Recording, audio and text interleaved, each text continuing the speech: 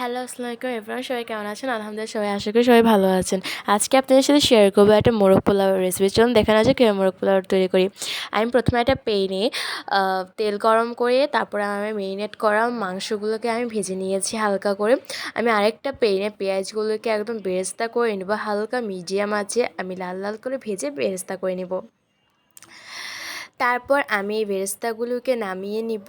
তারপর আমি এই প্যানে আবার একই তেলে আমি আবার কিছু পেঁয়াজ কুচি দিয়ে নিব। এগুলোকে আমি লাল লাল করে ভেজে নিব এবং দুই চা চামচ আমি রসুন আদা বাটা দিয়ে নিব। আপনারা চাইলে মশলাটা আপনার মতো বজায় রাখতে পারেন। তারপর আমি এটাকে হালকা করে একটু ভেজে নিব। তারপর আমি এটাতে হালকা একটু পানি ইউজ করব, তারপর একটু লবণও ইউজ করব। তারপর আমি রাঁধুনি রোস্টের মশলাটা দিয়ে দিব।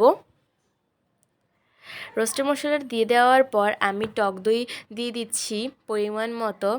তারপর এটাকে আমি কিছুক্ষণ কষিয়ে নিব।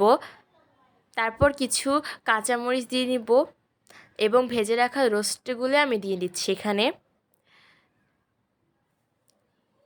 তারপর আমি এগুলোকে কষিয়ে নিব এবং তারপর দুধ দিয়ে দিব।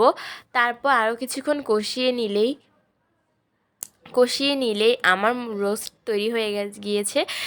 এ পর্যায়ে আমি কিছু বেরেস্তা ভেজে রেখেছিলাম, সেই বেরেস্তাগুলি দিয়ে নিব।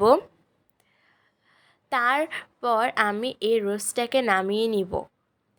এভাবেই আমি সবসময় রোস্ট রান্না করে থাকি। আপনারা চাইলে ঝটপট কীভাবে রোস্ট রান্না করতে হয় সেভাবে রান্না করতে পারেন।